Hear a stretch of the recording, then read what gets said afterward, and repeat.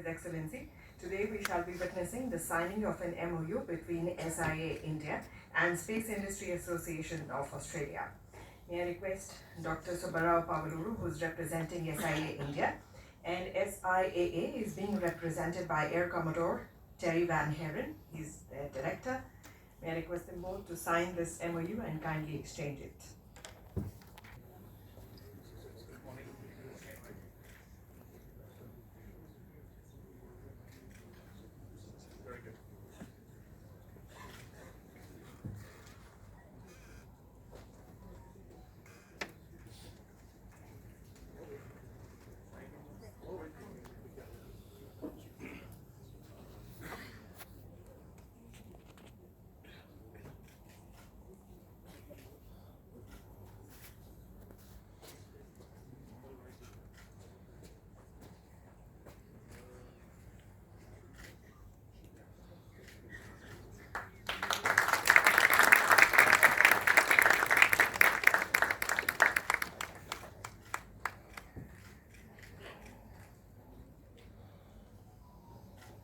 There they are, ladies and gentlemen, in the august presence of CDS as well as His Excellency and all the honored dignitaries on the days. This was a digital document and has been exchanged between the two organizations. So congratulations to both SIA India and SIAA, that is Australia.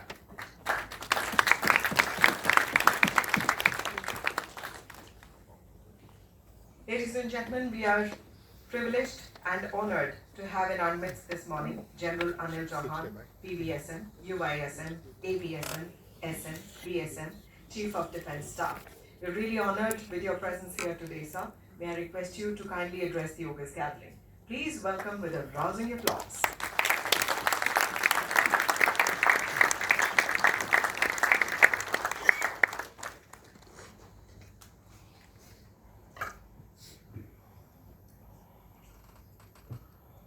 High Commissioner of Australia to India, His Excellency Mr. Philip Green, Dr. Subbarao, ABM Bhatnagar, Padam Shri Shailesh Nayak, General Panu, distinguished panelists, speakers, colleagues, officers, ladies and gentlemen. It gave me great pleasure to be here this morning amongst you all for this Defsat seminar. If you look around, we have a full house today. In fact, people are standing behind. It just shows the kind of interest we all have in this, what Panu referred to as the fourth domain of warfare, space. Allow me to actually begin by referring to Captain James Kirk from the famous science fiction series, Star Trek, where he says that space is the final frontier. Like other frontiers which lie explored and conquered, space is vast, almost infinite, and lies unexplored. As you begin exploring this final frontier, the opportunities that it extends actually are also vast and all infinite. Actually, we may be limited by our understanding of space by the limits of our imagination. Space is vast, it's huge, and it lies unexplored. And we all have assembled here today to allow our imagination to run wild, trying to reach out that infinite space and explore ideas which General Pannu referred to and was appreciated by His Excellency. These all lie in the domain of security and defense mostly. And actually, it will be incorrect if I don't thank the organizers, ABM Bhatnagar, the SATCOM Industry Association, for conceptualizing this particular event and bringing us all over here together. I am sanguine we all will benefit from the experience and achievements of this particular seminar. The second industrial space war game planned by the conference will be of special interest to us because of the large number of takeaways which General Pannu referred to, and the expertise of his and General Khandare, who had conducted it last year also. And we look forward to the outcome of this particular working. Before reflecting on the domestic space industry or how we are looking at defense space is going to shape up as far as the military domain is concerned, let me speak about a few trends which are internationally visible to all of us, which are shaping the space sector. The first major trend has been the increased involvement of private sector. The earlier models, where agencies like NASA, China Airspace, Air Airspace, or even our ISRO, where the developers as well as service providers has undergone a major shift due to emergence of private players like SpaceX, Blue Origin, Space Force, and there are countless more industries actually in space globally. A nation's military capabilities today are a sum total of its public and private capabilities. Technological developments related to nanosatellites, hyperspectral imaging sensors, satellite antenna arrays, reusable rockets, and advanced propulsion are providing cost-effective and reliable solutions both for civil and military use. Nations like US have already started exploring SATCOM services from private companies to augment military requirements at a much lower cost. The extension of this particular change has been towards sharing of sovereign services with other nations, even for conduct of war.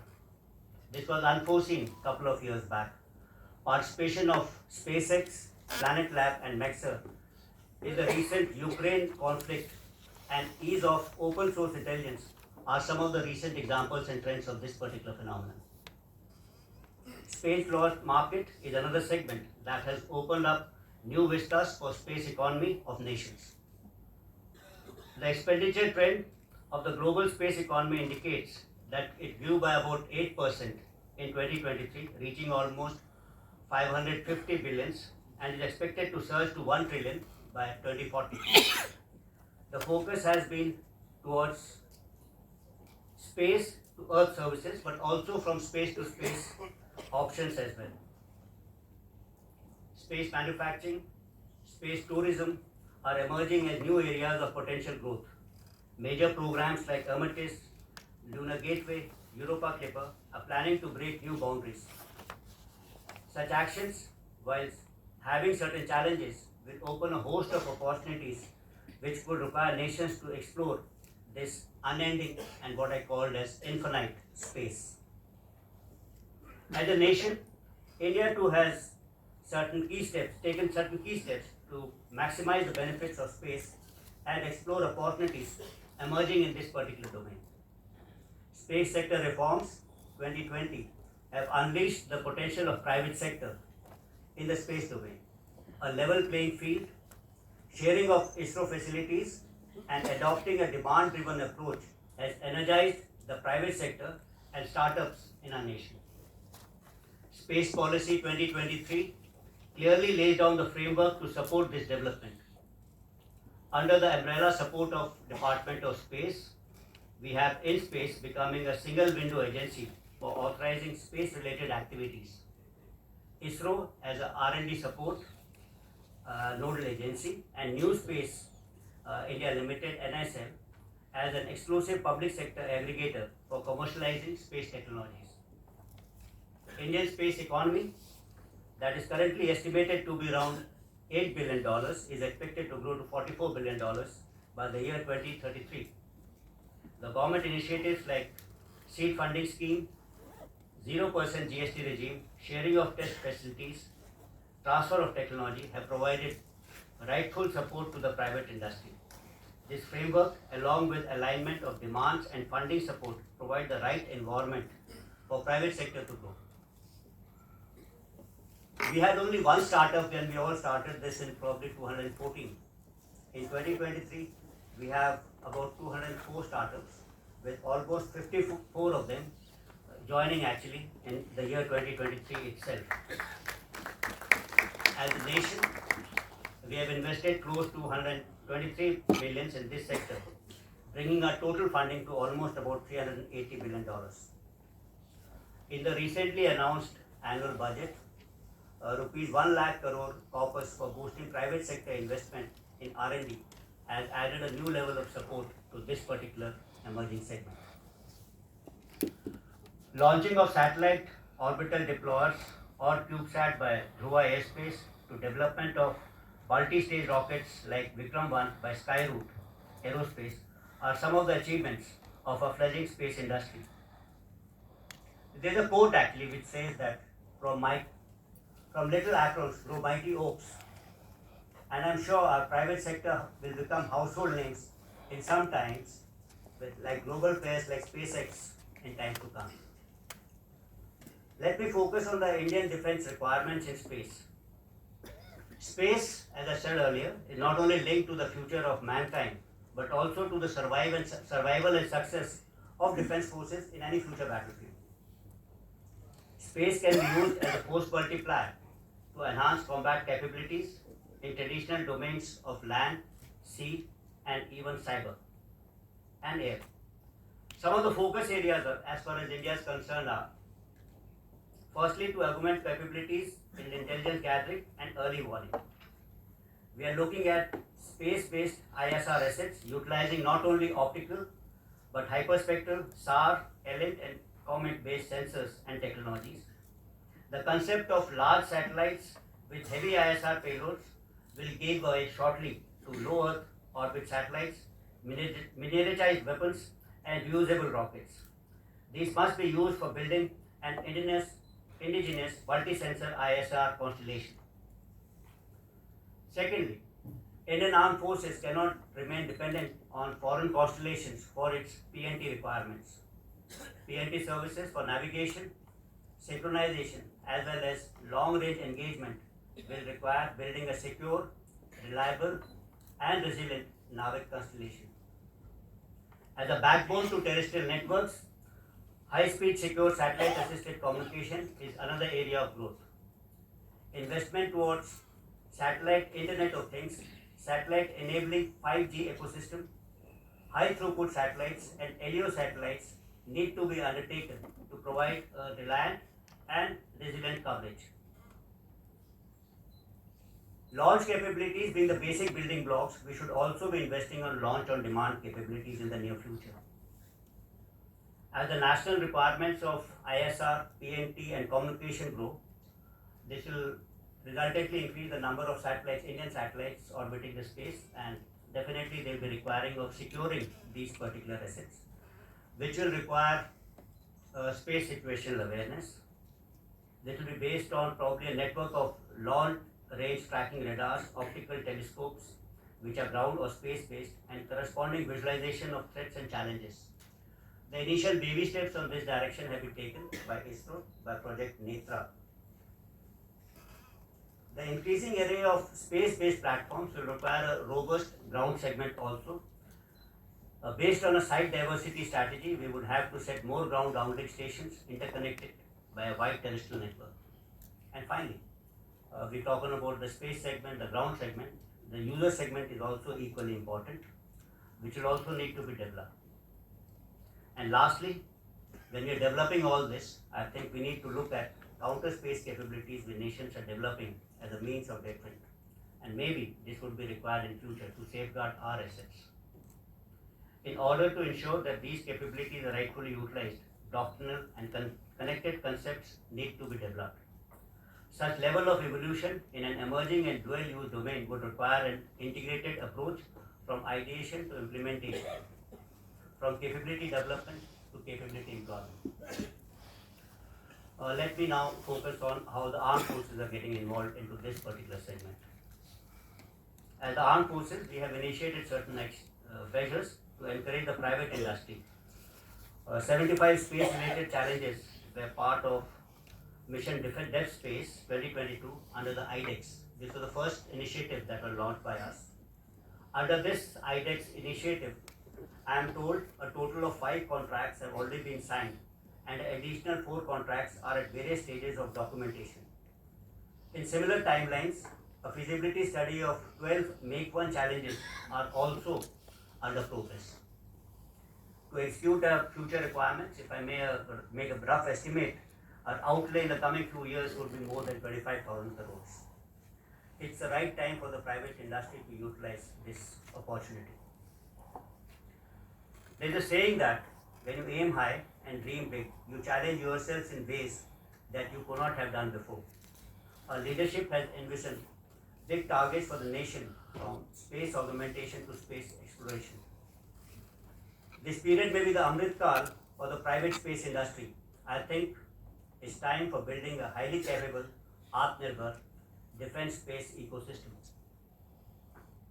Our integrated approach, in which civil industry is the important and equal partner, will bear the right fruits in time to come.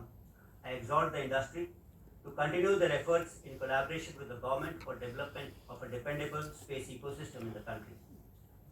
I am sure that the commitment, focus and understanding that will be shared during this interaction between academia, innovators, entrepreneurs and the military will be vital to develop a future-ready Indian space. I would urge the organizers to share the outcomes on the industrial space war game, which General Panu had mentioned. And like we said, the ambassador, the High Commissioner was mentioning, which has got interesting topics for all of us, ranging from precision battles to integration of sensor networks, etc. We look forward to a useful interaction. My best wishes to Defsat, its organizers and all the participants. Thank you everyone and Jai Hind.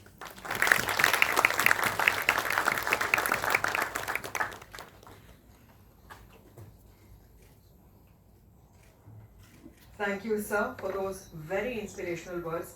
And thank you especially for the special reference to Captain James T. Kirk.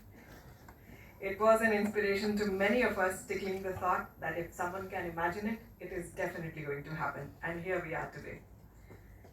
It now gives me great pleasure to request Shri Anil Prakash, Director General SIA India, to kindly propose the vote of thanks. Good morning, distinguished guests and General Anil Chauhan, CDS, His Excellency Australia High Commissioner to India, Mr. Philip, Dr. Shailesh Nayak, Director NIAS, Padma Shri, Dr. Subbarao, Evening Sanjay Patnagar, General Panu. So it was a great honor for us to have with General Panu in his own term, mosaic of civil-military fusion.